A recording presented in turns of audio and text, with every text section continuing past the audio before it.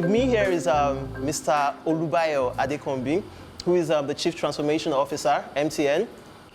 Before now, he was heading the Marketing and Strategy Department at MTN before he jetted off for his PhD in data science, and then now he's heading, he's now the Chief Transformation Officer. So I'm going to give you a short breakdown of the things that we're going to be talking about. We're going to talk briefly about him so that you get to know him from a professional angle. We're going to talk about MTN in general and the things that they're doing well that we think that everyone in the room can learn from. And then we're going to talk about his team, the transformation team at MTN, before we now talk about general advice that we think that from his experience he can give to everyone here in the room. All right, so I'm just going to jump straight into it. So Mr. Olubayo, thanks for joining us. What does it mean to be Chief Transformation Officer at MTN? Wow, thank you very much. It's such a great pleasure to join the session at Paystack and to meet leading business leaders in the room this morning. It's such a great pleasure, and I count it with high regard to be here this morning to share thoughts and perspective. I do believe that we're all here to learn together, so I look forward to how I'm also going to learn from everyone. I think transformation was a result of our understanding of the need for the business to continue to reinvent itself. You will get to a point that you become old, so it becomes important that you continuously drive what we call your S-curve at every time. When you think you are getting to a peak, create a new peak for yourself on an incremental, sustained basis. Transformation never existed in the business as a standalone unit until the time it became imperative that we need to look for new businesses. We need to position ourselves. We need to drive ourselves to be more agile, to be more responsive to the evolution of the market, to be more positioned to give more value, which sustainably help us to have what it takes to continue to be relevant to our customer, especially a business whose vision and mission is to make the life of its customer brighter. Then if I want to make the life of my customer brighter, there are certain processes, procedures, way of work that must be inculcated on an incremental basis to give me that edge, to serve the customer, and also the innovative power to create more new products. And of course, that will mean that I also need to broaden my ecosystem, that I'm not insulated from a dynamic world of value creation. I look for new partners that I can work with such that I can add more value to the last mile. So innovation, transformation basically in MTN is broken down into three fundamental units. One is technology innovation, new businesses, and leveraging new technology. So we have a team of people whose job is to follow the innovation footprints, understand emerging opportunities even outside telco, and begin to ask ourselves questions: how do we support those innovations based on our pervasive presence and our infrastructure? The second has to do with the consulting. Consulting is when we raise a team of people who continuously ask questions. Why? What if? It's always great within the business that you're not waiting for an outsider to tell you what you need to do. When you have a team of experts whose job every day is to challenge your way of work, that is what they are paid to do. What if? Why not? What next? So we have a team of people who do that. And of course, we have special project team whose job is to take ownership of new projects that we think are critical to our competitiveness in the future.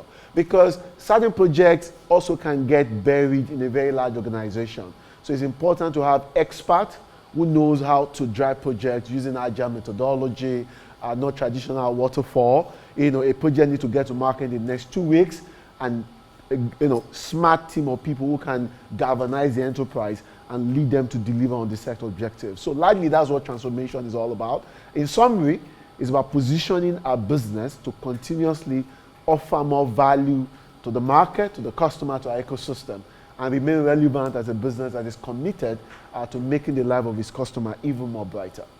All right, thank you very much. I feel like that was really enlightening. So can you please share a little about your professional journey to your current role?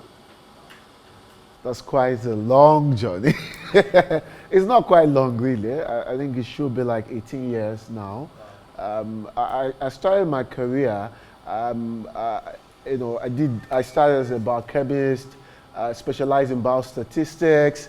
So I started my work in the lab analyzing biological samples, doing a lot of biological samples, a lot of analytics and all that. And then having done a lot of biological analytics, some business data were brought to me working in the lab. And we began to crunch some business data. And some of my friends told me that you make more money crunching business data than crunching biological data. Of course, moving to business data, made some good money. So as in terms of salary, it made more sense. So, and of course, I grew in the area of marketing analytics. That's where I grew my career into the area of branding analytics, strategy development. Joined MTN as in South Africa as the head of strategy and analytics with MTN South Africa, and then seconded to Nigeria in 2011 to lead information management and insight generation. Became general manager business intelligence and analytics, and then chief marketing officer. Pursued my passion, which I started with, which was analytics. So I had to go to do my PhD, University of London and Tears Business School.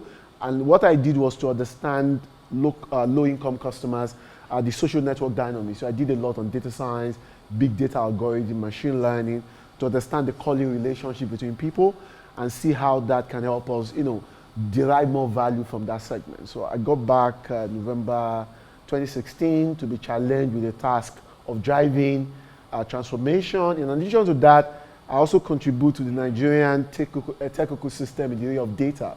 So I started what's called Data Science Nigeria, which is aimed at building capacity for AI among young Nigerians, so that what I did when I was doing PhD, they can do it much earlier.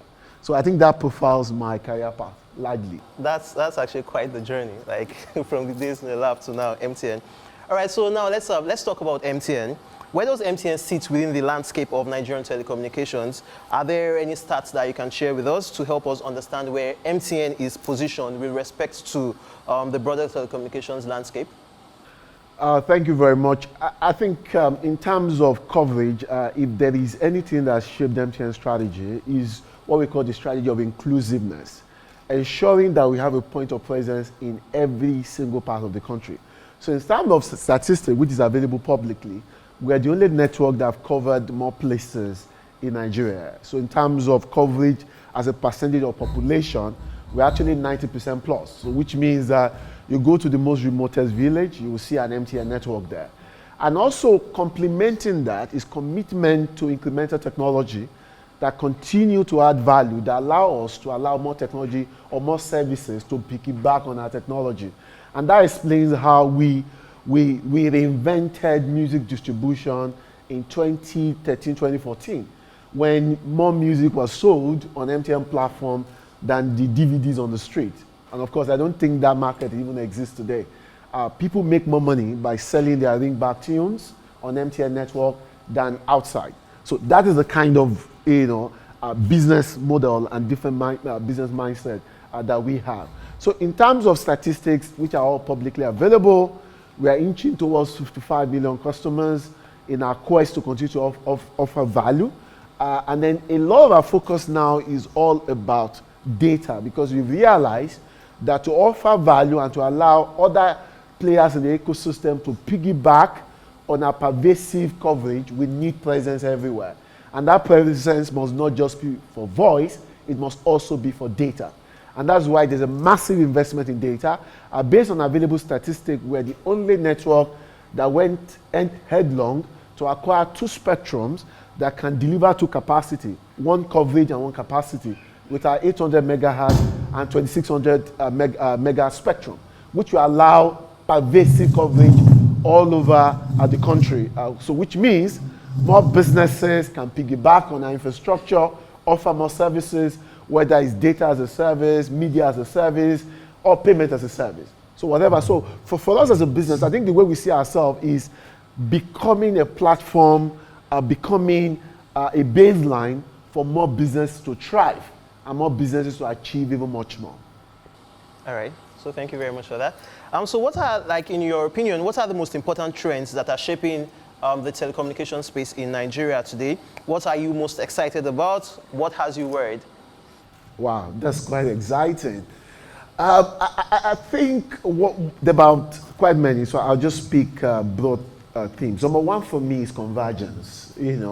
there is an emerging reality in the life of the customer that I want it all in one. Can you gather every bit and pieces of everything that define my life and put it into a single basket? I don't want to deal with 10, 20 different service providers.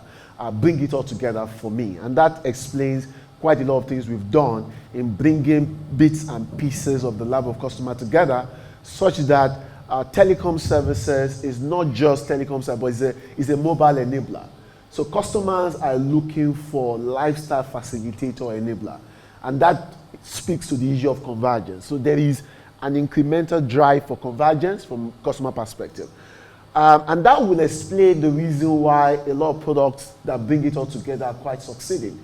When you look at things like Opera News, what is Opera News or Bounce News or app application, which are one of the most downloaded apps in Nigeria today. Why? Because I don't need to go to the website of all the various news channels in Nigeria.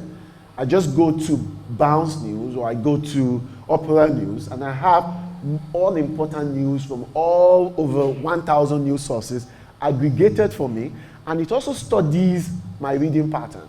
How long do I stay on certain kind of news? So when next I go, the news that come is something related to my preference. So that for me is the life of the customer. I want it simplified, I want it easy. The second thing is what I'll call cheap and cheerful, what we call sachet strategy. Sachet strategy means miniaturization. Things that I would naturally buy in bulk, can you unpack it and break it for me? Because you remember the old, what we call the cowbell revolution in milk business. Prior to that time, you have to either buy a can of, you have to buy a big milk, and they, I don't want to mention brand name. You have to buy a big, and they came and said, no, you don't need to have 300 naira to do that.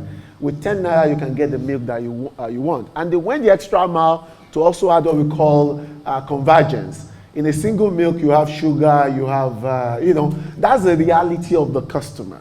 So miniaturization says, can I make this big thing available, accessible at the price that customer can pay? And that's why when you look at some of the things we've done in telco, someone wants to use internet, and the only thing I want on the internet is social media. So we said, why do you have to pay for vanilla data that is expensive? Why not sell for this person Facebook for a month, Facebook for a week, or WhatsApp for a day, or WhatsApp for a week? And then you make more data available such that that individual can enjoy that service. So that's what we call sachet strategy. You make something that is bulk available and accessible to the customer at the most possible price point that the customer can afford. We speak to the issue of affordability. Then third, we speak to the issue around availability, changing access to service on an incremental and disruptive basis. What does that mean? Prior to now, for you to recharge, you have to go on the street, get somebody who sell airtime, and if it's in the night that you need to make a very important call, I used to call the woman in the neighborhood who sell the chat and say, Madam, please, can you scratch and send to me? Of course, that has changed now. Now people can use their bank account direct, and a great project that Paystack is also doing for us, enabling our retailers to be able to distribute effectively. So those are dynamics of the market. Customers want it anytime, anywhere, and anything. Anything means I want technology to be able to enable every part of my life. Let me give an example. There was an idea around the challenge in the northern part of Nigeria around cattle rustling. When cattle rearers were worried, they were losing a lot of values and all that. And we felt that what of if we begin to host an active sim in each of these cattle? Can we begin to host an active sim? And because we know that every sim can be geographically tracked, essentially for every call you make, we can see everywhere you go, like you see yourself on Google Map. I'm sure you know what I'm talking about.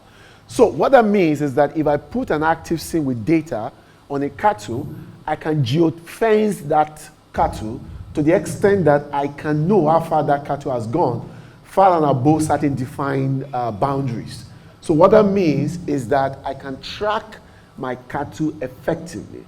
And if somebody comes and break in and take it, I can know because it can trigger an alarm to me that my cattle has gone X kilometers or X meters above the region of permissive, that is permitted. So we created that product with some farmers in the northern part of Nigeria, which also speak to possibility, our desire to make technology work for people. I think if there's anything I want to drop on the table for all of us as business leaders, technology is not an end in itself. Technology is about meeting needs and reality of people, simplifying it to solve lifestyle problems. Now, we have farmers in the north who can count, they can know literally where their, cattle are on a per seconds basis, based on the product that we have for them that we call AIMS, that is targeted at this segment, which is Animal Identification Management System. So for us, these are broad, trends shaping the industry, which is more around empowerment, convergence, disruption, miniaturization, incremental service, and integration across all value delivery chains. All right, this is very interesting. So I find that you talk a lot about convergence and miniaturization as some of the big trends that you're seeing in your space. All right, so today, what's like the most important, the most interesting project rather that MTN is working on today? Wow. Well, every project is interesting for us, for as much as it's about our customer. We're a business. I think what I'm going to talk about is likely about bringing our reason for being into how we do business. As a business, your vision and mission evolve on an incremental basis to continue to serve the market. So one of the things that have happened to us lately is the fact that we've been able to unpack our reason for being and use it as the lighthouse to help us navigate our path in value creation, delivering incremental profit, and adding more value to the society. We mentioned that for a business, our vision is to make the life of our customer brighter. So we keep asking ourselves, what does it mean for the life of a customer to be brighter? So I would consider that to be the most important project. And we are unpacking that, asking ourselves, what does that mean in how we serve the customer, how we innovate, how we work with the ecosystem. So that led us to the strategy that we call Bright, which is publicly available on our website. We call BRIGHT. B speaks to best customer experience. How do we brighten the life of our customer through proactive customer experience? So we are not waiting for customers to call us and say, I have a problem. We're investing in technology that can let us know that we anticipate that a rain of X magnitude will affect coverage in this area. So let us prompt the customers in those areas 1 hour, 2 hours ahead of time, because we can harness the data statistics and use that to predict customer experience.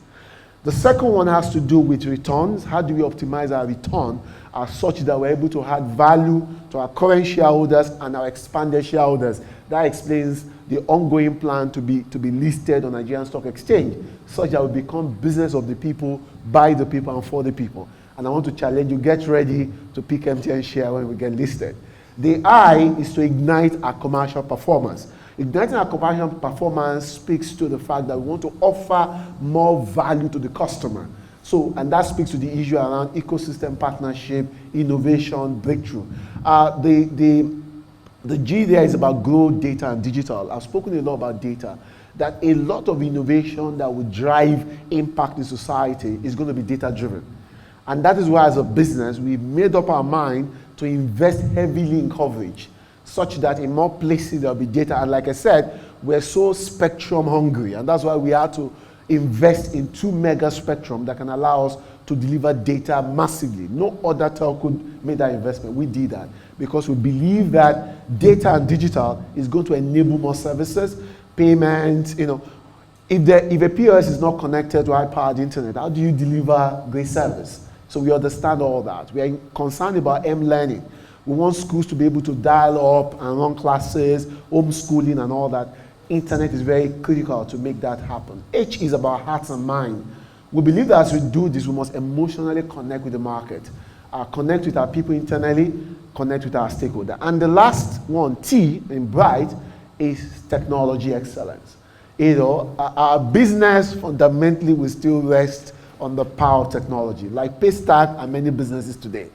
So being on the cutting edge of technology, what are the new next big thing changing behavior? What are the next best technology that can offer optimal services on an incremental, disruptive architectural basis?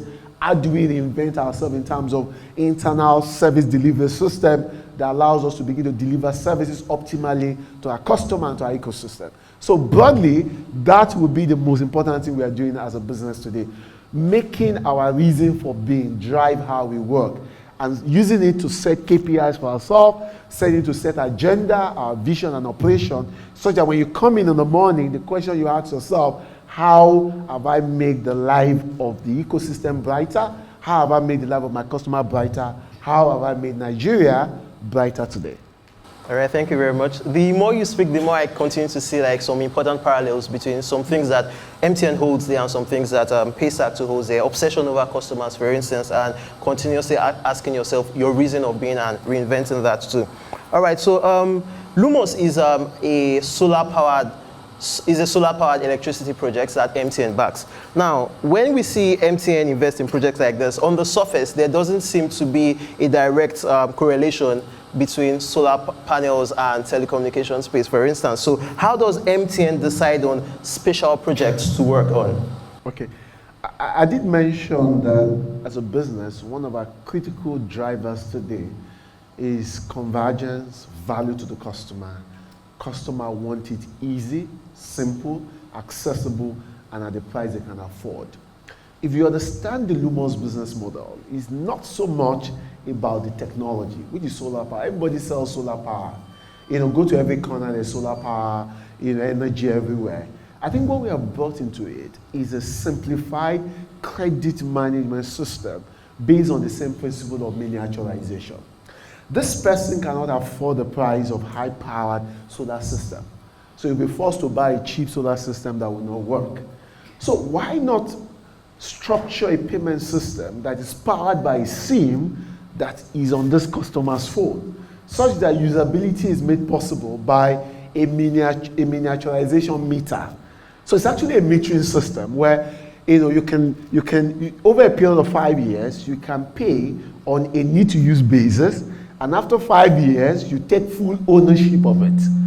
So essentially, that's what Lumos is all about. So what we've done as a business is made the most expensive and high-quality solar energy available to customer at a price they can pay, and use our technology to miniaturize and to structure the payment system, the credit payment system, such that customer get the best service at the price they can pay today, which if they pay for a period of 5 years, they can now take full ownership. And I tell you, that defines creating innovation that is true to the reality of people, especially what we call frugal innovation. I don't know how many of us have heard about frugal innovation, or what is called jugaad, which was popularized in India largely, which is about, innovation must be brought to the level of the capacity of the payer, especially in a situation when I know they cannot afford it.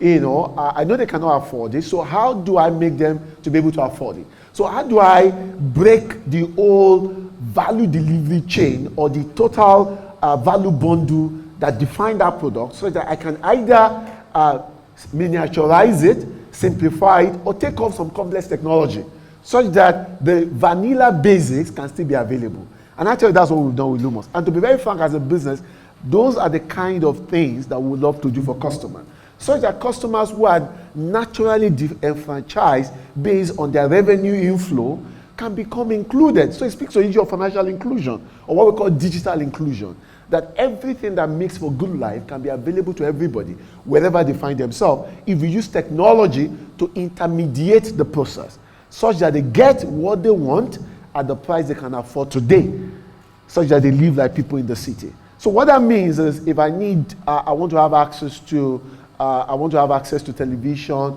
or digital television on the go, I don't have to pay for 1 month. I can pay per day. I can pay per hour.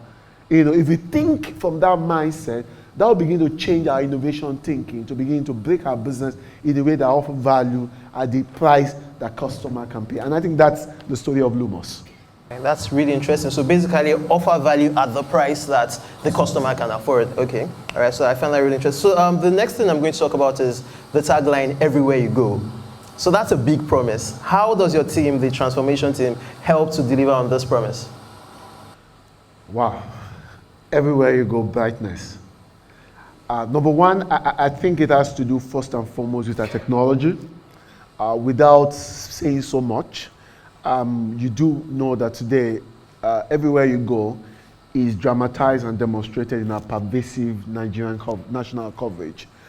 For us, coverage is not primarily driven by profit, it's driven primarily by purpose. Let's be everywhere where there are Nigerians. When we started road coverage, I don't know how many of us remember Billboard Biodun, one yellow man that was painting everywhere red in the first series of adverts that were done in the early 2001, 2002. It never made business sense when we started road coverage. Interestingly, there's a work we did recently, and we tracked path of development. We saw constructions, house building, new community grew on the part of MTN coverage footprint. So people were building houses as MTN network were being built, which for me, I begin to speak to purpose. So you don't wait that I'm going to build a base station only when people are there. And that made the whole idea of around our road coverage made a lot of sense. Go through Lagos-Badon Expressway or some part of the north. You begin to see settlement converging around those areas because there's a coverage happening around that. So everywhere you go for us is about coverage that is pervasive, that allow customers everywhere they are, wherever they are, to be able to connect to our services. Then everywhere you go also speaks to global service provisioning, which means that even when you're out of Nigeria, how do we get you the best proposition? And that was why we drove things like roaming proposition, where when you travel to countries where we have MTN, you can actually use the local recharge cards to enjoy services. It's all everywhere you go. And then also speaking to issue around technology in terms of tangible propositions that are critical to customers' life is also about everywhere you go. Media, lifestyle, content, MTN will make it happen for you. So I can say convincingly as a business, everywhere you go has been a purpose rather than a profit. Of course, purpose comes first, and then profit next. And then the other one is the deeper emotional impact, which we do through MTN Foundation. Everywhere you go in Nigeria today, you will see what we call the splash of yellow in terms of impact on our communities. You go to villages, there will be MTN borehole. You will see a student who has enjoyed MTN scholarship. You will see health center made possible by MTN. How did we do that? We made a decision that 1% of our profits is going to go back to the community. And to make this accountable and to make this everywhere you go, we have to have a board that ensure that the selection process is also, everywhere you go. I don't know how many of us remember a project we did about 2 years ago when we spoke about let's do it together. Let's do it together when we asked people to volunteer and nominate projects in community. And we ask people, tell us why we should do this in your community. And that is also another everywhere you go. So the whole philosophy of everywhere you go is not just business. It's also about purpose, possibility, empowerment, giving back, adding value, and making life better. All right, thank you very much. So people often say that Nigeria is an altogether unique market. In what ways is this true for MTN? In many ways. And that also speaks to the issue of understanding the market is the beginning of business success. One of the problems I've seen in marketing practice, today, I mentor some tech guys and all that, is that a lot of top-down strategy. Oh, I saw something work in country X, let's do it in Nigeria. We focus on technology and we try to drive it down people. Great business starts with customer insight. You start bottom up. You build your business on what is most important, most critical to the life of the customer, positioning yourself to address lifestyle gaps, fundamental issues around what they want, and making yourself seen as an enabler of their life. Now, there was a time when we begin to feel that certain parts of the country are unable to buy 50 naira worth of airtime. At that time, we were using denominated airtime. You have to buy either 50 naira or 100 naira. We created a product 2015. Then I was the chief marketing officer. We created a product called Shikena. Shikena, I don't know how many of us heard about Shikena, because it was created only in the northern part of Nigeria, where with 10 naira, a customer can have access to 1 megabyte of data, 1 SMS, and 1 minute of call. And I tell you, that defines what certain people need for a week to feel that they are part of a world. Based on research, we realize that there are certain people, the only thing they need that makes them feel I'm alive is to be able to pick a phone and call somebody. And that is the most important thing to them. So we created Shikena and said with 10 naira, and Shikena in the north, I'm sure some even, there's an adaptation of that Shikena even in the southwest. When somebody tells you Shikena is finished, with 10 naira, everything is sorted for you. So we created that product, and the pervasive adoption that we saw gave us a clear insight that Nigeria is not a monolithic market when it comes to customer behavior. You must understand that customers are unique, customers are peculiar around regional corridor, around geographies. You must understand what is important to the customer and build your business to serve those peculiarities. And for us, it's not just regional segmentation. We've now moved to personalization or nano segmentation, where we want to understand that customer A is different from customer B. And that speaks to the issue of personalized proposition. There was something we started a year ago where we talk about create your own bundles. So which means that you might look at MTN bundles and say, I don't want any of these services. I want to create my own bundle. I'm a data user, I'm a voice user, I'm an international roamer. Let me be able to pick, it's cherry picking. I want to pick and, select the various propositions that speaks to me. And we've been able to see that customers who are most loyal are customers who feel that they're in charge of the services they've demanded from us. So, in essence, understanding market peculiarity, understanding the uniqueness of customer behavior, both at usage level, at operation level, at service level, which can allow you to offer them service at clustered level, which means at region, or at individual level, on what we call personalization, is a critical success factor in driving business relevance and sustainable value creation. All right, thank you very much. So now we're going to talk again about MTN as a whole. How does a company as large as MTN stay nimble and innovative? Thank you very much. That's a very big question. I think when you are driven by a quest to continuously add value to the customer, you will always organize yourself around value creation. I understand that the old theory around being positioned to exceed customer need, to a large extent inform how you structure yourself, to be able to deliver service to that customer. So we are learning from the fintechs, the Paystacks of this world, where you have an idea in the morning, by evening, the idea is on the market. I remember when I was the chief marketing officer, there was a time competition launched a product on Friday. They did a press conference on Friday. They were so excited that, we've knocked MTN. Saturday, we launched the same product by organizing the same, billion people within the system to deliver. So what does that mean? Or build a system that allows you to be flexible and dynamic.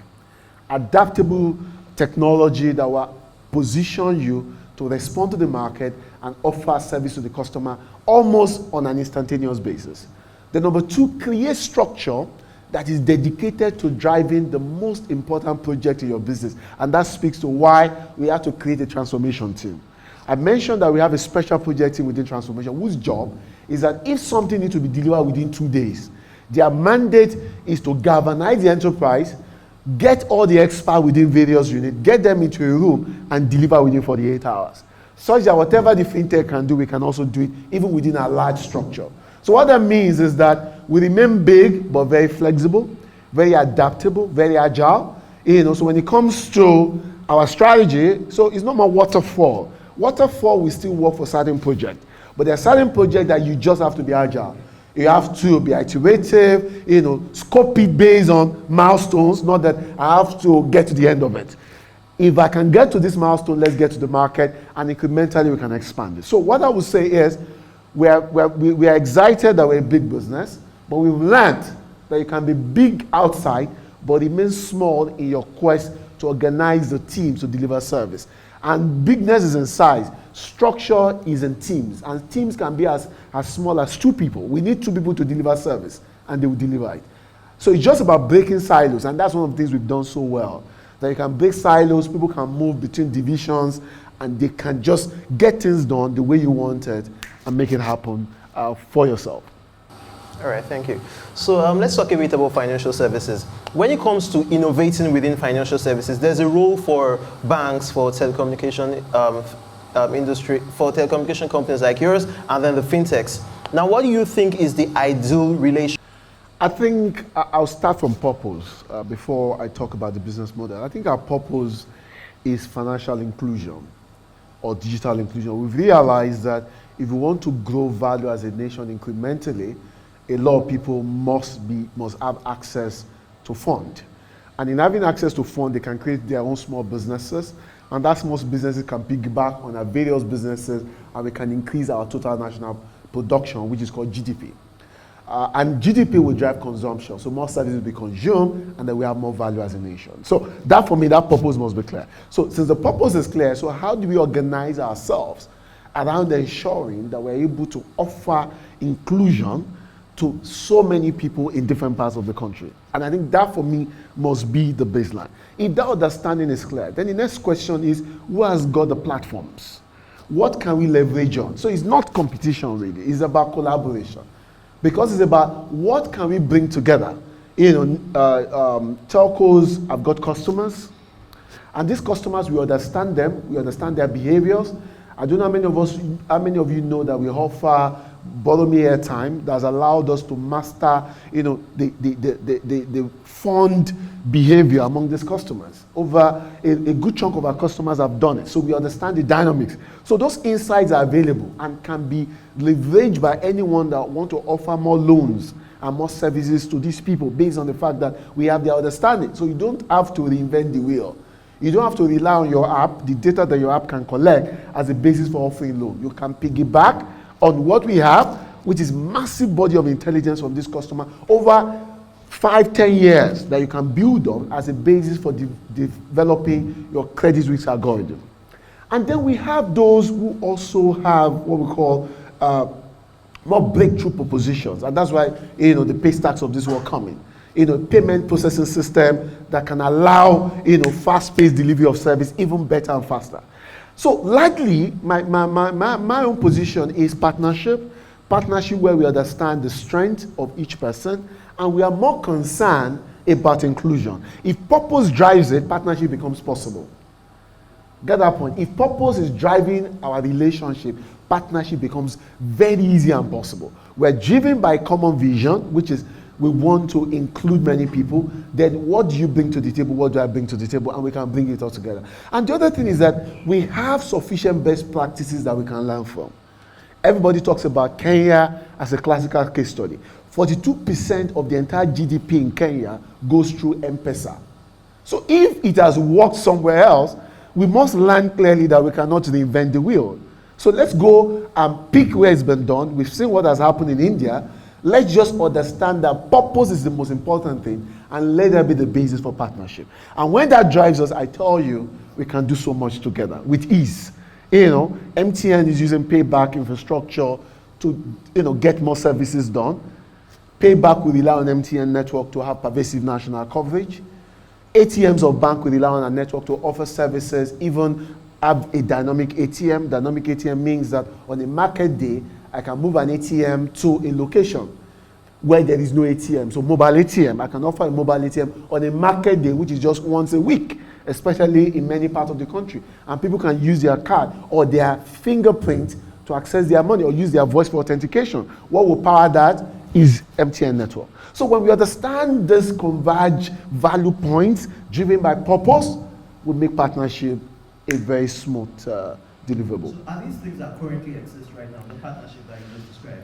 No, I think it's emerging and it's evolving, and I think I'm very glad government is driving that, and I think it's evolving. And we've started some, we've seen quite a lot, and I'm sure more will come on top of that.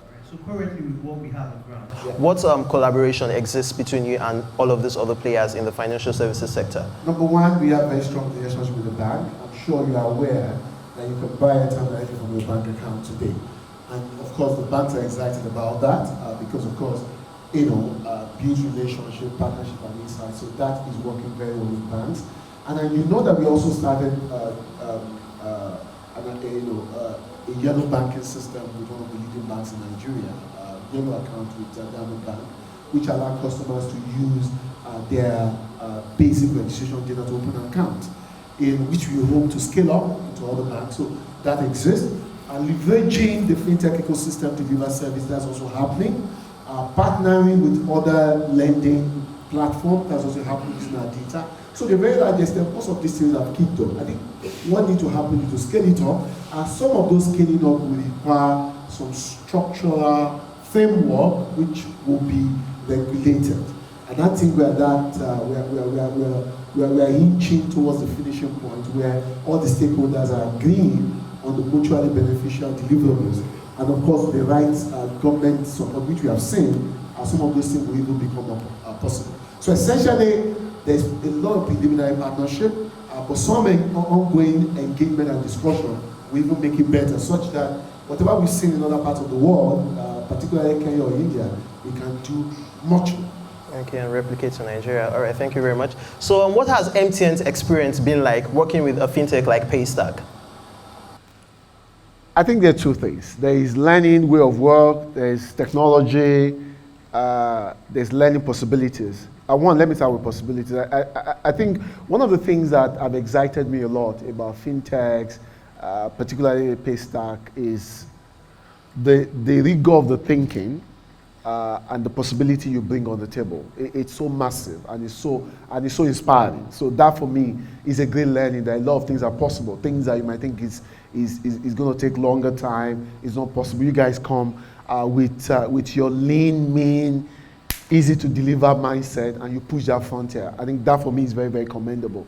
The second one is in project management. You guys have very inspiring one, and that's why a lot of learning around being nimble, being agile, is some of the things we look up to you guys to continue to shake us to become even more agile.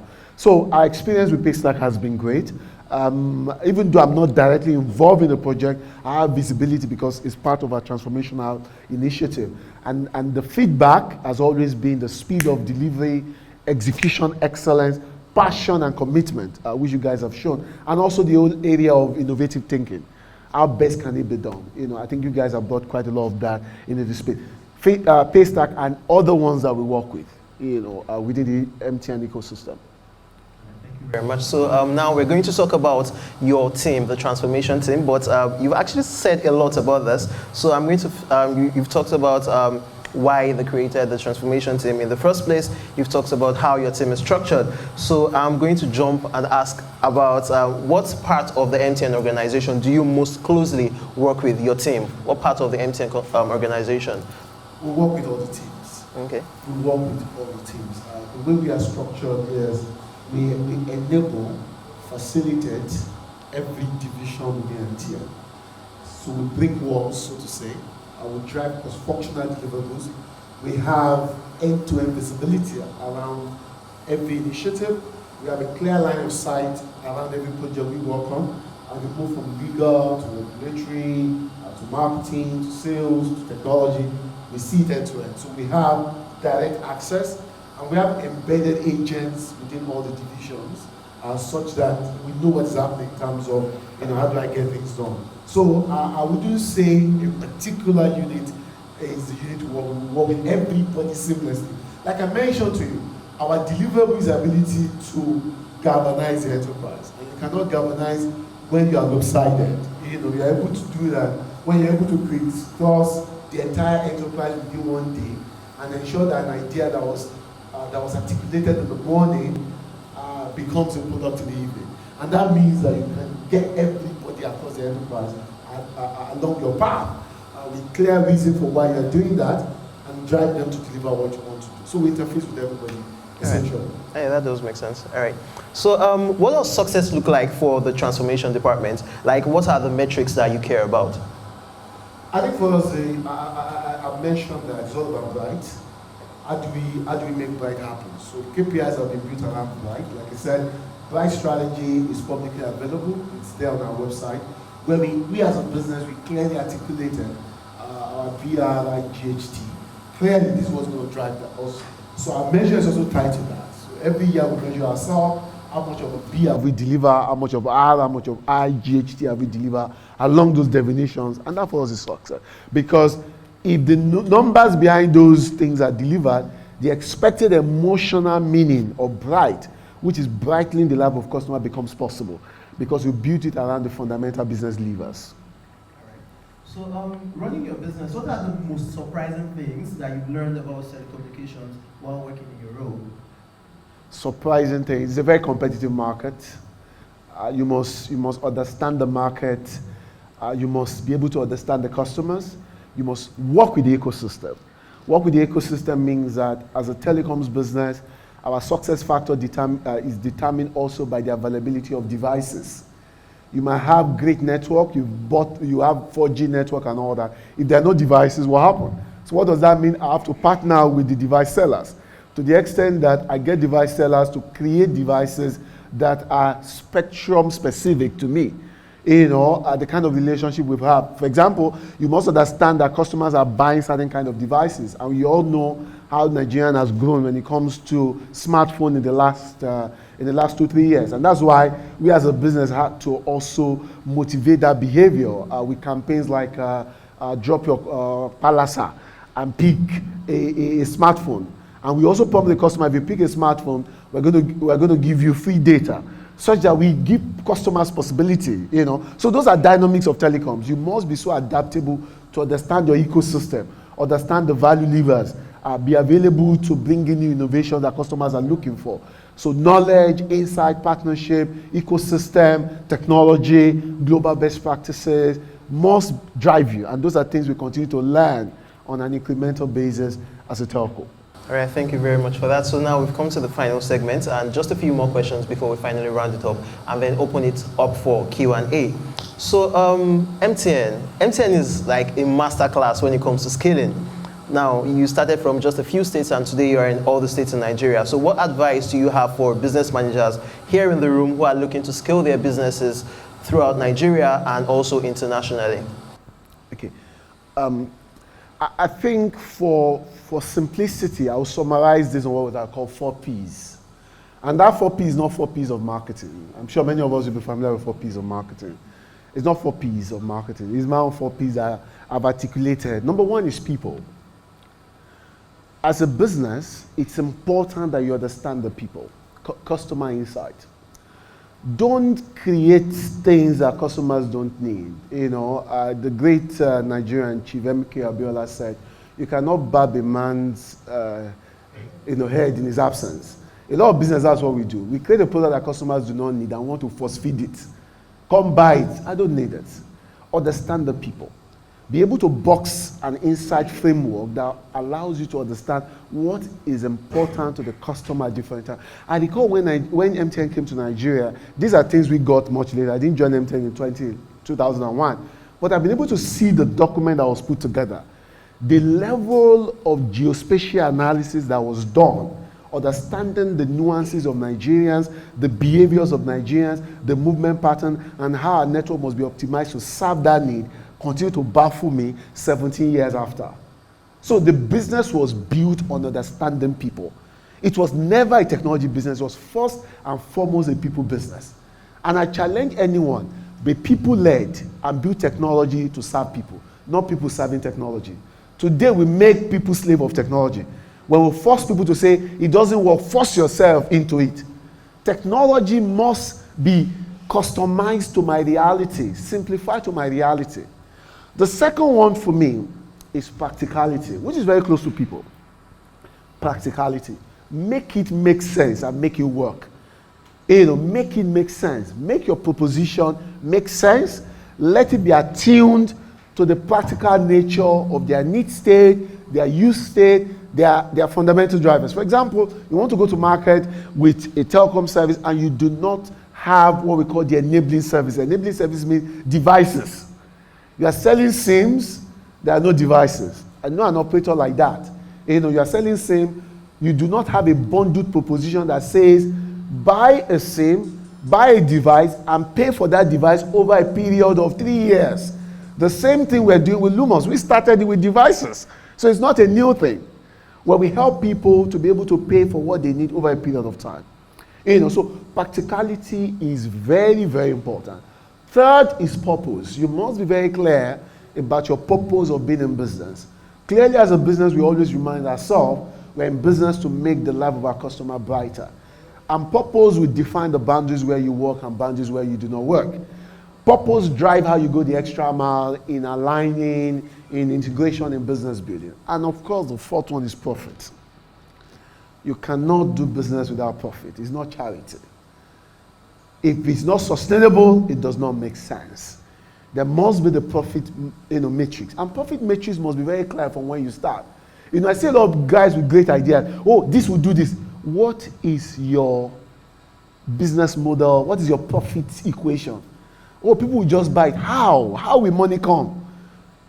There must be a clear understanding of your profit dynamics. It must be very clear and well defined from day one, so that if it doesn't make sense, then you can work it out. And of course, profit may not be necessary if you are going to be a CSR.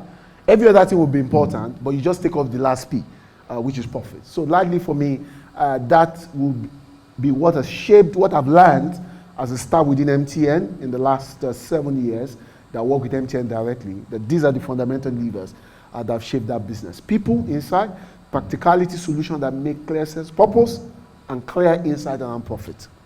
All right, the 4 Ps. All right. So as a senior manager in the transformation department, what advice do you have around hiring and retaining exceptional talent? Wow. Talents are critical, especially in the emerging technology-driven space, because the capacity resides in people. It's no more in machines. I'm sure you know what I'm talking about. And the fact that we're getting to a point where everybody will have access to almost the same kind of technology, especially in an aggregated, converged world. Everybody will have access to the same thing. What will make difference is the brilliance that every staff brings to the table. The inspiration, the atmospherics that you create, the energy, the excitement, which of course also speaks to purpose. And we always say something, that people don't leave organization, they leave their bosses. So which means that creating a friendly, energetic, purpose-driven work culture becomes very, very critical, where people don't come to work because of money, they come to work because of meaning. I know why I do what I do, not that I'm waiting till the month end to earn money. You need staff that even when they are stranded in Lagos traffic, they are looking around, creating ideas. Those are the kind of people you need. Guys who are in church on Sunday, an idea comes. Before they know it, while they are shouting hallelujah, they are writing the ideas. Those are the kind of people you need. Not people that comes to work 8 a.m. Their brain only starts working at 1 p.m. By 2 p.m., their brain has shut down, even though they are seated, enjoying your AC, enjoying your internet. They leave 7 o'clock, their mind left the office 3 p.m. You don't need those kind of people. So emotional connection becomes critical in leadership practice for the emerging business model. We need leaders who are people leaders. People leaders mean not technology leaders, people leaders. People who can inspire. Leaders that people can trust, people that people can relate with. Great companies have come to realize that emerging generation are looking for a role model to be their leaders. So the question in leadership as modern day leaders is to ask yourself, am I a role model? Or am I just the boss? These guys are not looking for boss, they're looking for role models. These guys inspire me, that's why I want to go to work to see him again. I'm not looking for the person I'm going to say yes ma, yes sir to. Those days have gone. So smart companies who are talking about the first name appellation as a baseline understand what they're saying. Because the emerging generation want that flexibility, adaptability, and that also speaks to how you also manage the emerging talents. I told you I run Data Science Nigeria. I have a lot of first-class guys that I recommend to companies. They'll tell you, bros, I do not want to work in any company. I want to stay at home. I want to wake up 11 a.m. and I want to work till 11 p.m. I want to have my time and live my life the way I want. So modern company must also realize that you must be adaptable and flexible if you want to attract and retain best talent. Except you are looking for yes man. You know, there are some businesses, all you are looking for are yes man, yes man. If you are looking for them, you will get a lot of them. They will make you the kings and queens of their life. They will clean your chairs and clean your table. They will carry your bags for you. If you are looking for talented guys, they won't even greet you. They won't remember to greet you because the guy is thinking about the next code. He will walk in and will start working from reception. The guy will need a place that is tired. He wants to go and play some basketball within the work environment. He wants to do that. He wants to have fun. He wants to watch movies. You will not take off a DSTV from your workstation. You will not take off internet. You know, when I hear that some companies are cutting off internet from their staff, I say, wow. what are you trying to do? You don't want him to look at Facebook. You don't want this person to look at this. That's where the inspiration comes from. We must understand the emerging business structure, and we must understand, are we ready as a business to manage the kind of attract and retain the kind of talent that we're looking for to help us drive that kind of innovation. So clearly, if we want to retain, attract the emerging talents, let us also be very clear. And that's why one of the biggest trends today in talent management is what we call acquire hire. A joining of the word hiring and acquisition. When you acquire a company because you want to hire their stars. So what does that mean? You see big companies go, they need 3 talents and they will go and buy that company. Yeah, it's called acquire hire. You know, you acquire a company with a view to getting the talent because it's becoming important. Talent is going to be the game changer for the emerging, not technology. Let us be very, very clear. It's talent. And that's why smart companies must start going to primary school, secondary school, university, and building partnership programs. When you go to some companies today, you see secondary school doing internship. Do they do that in your company? They must have a sense, this is the company I want to work for, even when they are young. And if you do that, we can attract, retain, and keep them, and stimulate them. Stimulate them. Create an atmosphere that stimulates. Get to work, see this kind of thing. This will stimulate a young man. Look at this now. It's a bulb, but bulb that stimulates. Create an atmosphere that stimulates. Create an atmosphere that stimulates. You know, now that they are coming to work, you're asking them to write their names. Come on, put something in their body that register when they come in if you need to do that. Create the nice atmosphere. Get a swimming pool. Get them to play basketball. Let them have fun. And if you are the boss, be actively involved in the spirit of the organization. Don't create it for them. If you have a basketball, be the one to go there and say, guys, let's play basketball. Stop this work, let's go play. Don't say, let's create it for, because that's another layer. When you create those enablement, but you're not actively involved, they are emotionally driven people. It's not about structure, it's about you. If you lead it, they will follow you. And that's the spirit of the modern day acquisition strategy for talents. That was very deep and exciting. Thank you. So let's talk about how the telecommunication industry is an extremely competitive one, yet MTN continues to thrive and remain dominant. What advice do you have about how to stay a step ahead of competition? Insight into the market, insight to the ecosystem, building on your market advantage. We always talk about competitive advantage. You know, Jack Welch, the great man who changed and transformed General Electrics. You know, I'm sure all of us must have, if you have not read about him, go read about him. A great guy. He said something. He said, every company has 2 sources of competitive advantage. First, ability to do about an opportunity in the market faster than competition. Second is the ability to activate and actualize the opportunity faster than competition. And for me, those are the 2 drivers of MTN. Ability to know what others don't know. So as a business, we invest heavily in customer insight, customer feedback, intelligence. And secondly, being able to get it done almost immediately. When we see a gap, fill it, or an opportunity, and if a competitor attempts to beat you to the game, don't sit down and say, I'm beaten. Still go compete. Still go compete. It's not bad to be a better number 2. It's not bad. Somebody has done it, be a better number 2 and do it faster. I recall, I gave an example. A competitor lost something on Friday. We call ourselves Friday overnight. By Saturday morning, we launched it. By the time competitor came to work on Monday, I'm going to be very proud because I have friends on the competitor side. We have taken over all the newspapers. They did a press conference on Friday, hoping that they will start campaign on Monday. On Sunday, we block all newspapers in Nigeria. So they woke up on Monday. The same proposition they did a press conference for, we have it advertised. Even Billboard, they were shocked. They watched. I mean, to the point that the guy leading called me and said, he called me Ogabi because we worked at Ogabi. Why? And I said, Z. So it's not bad. When you think you are behind, go for it. Marketing is competitiveness.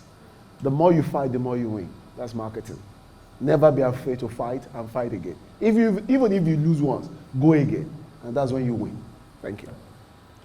So we have some of the finest managers from the Paystack network here, business managers from Paystack network here. Okay. So what opportunities are there for people in the room to partner with MTN or your transformation team directly? Okay. There are two sides to it. There's a program we just started, which I'm very, very excited about, the innovation team. And the next 2 weeks, we're going to visit a lot of innovation hubs in the country. And what we're telling them is we are there as a sandbox for your idea. You have a great idea, you are thinking, can it work? Can it make sense?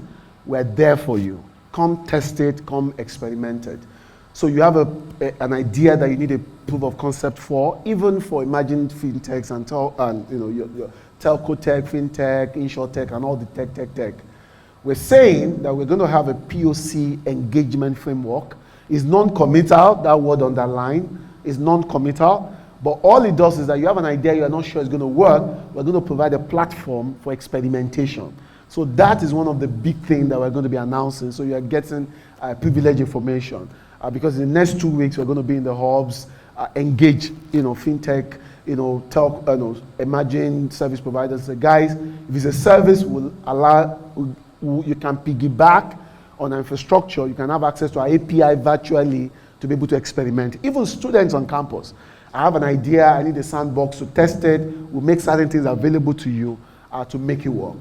From a manager perspective, you want to catch up with us, ideas and all that. This is part of the spirit of me coming here today. It's part of my deliverable to ensure that we're always in touch with people who think better than us. So somebody has something, can we have a time to brainstorm together? We have an hackathon. We're going to invite you for a lot of hackathons that we want to do. You have an hackathon that you want to do that you think there's a telco deliverables. We have a team that we're going to bring down. And that's one of the things we've done to recruit some young, brilliant, first-class graduates and bring them into our team such that they're available because they're smarter than us. So if there's an hackathon, we can send them to your own platform. If you have guys, you can bring them to us, and it can be part of a mutually beneficial value creation. So for us as a business, we're ready to partner, we're ready to support, and we're ready to learn, as much as possible. So for the sandbox that you talked about, is it limited only to people working on projects that have something to do with communication? I think it's more going to be projects. It's going to be projects because it's non-committal experimentation of ideas. So if you have project, that you think is something you want to experiment on our platform, I think it's something that we're very, very glad to support. At this stage, it can grow, but at this stage, that's the level where it is. Thank you very much. This has been a very, very, very insightful 1 hour speaking with you.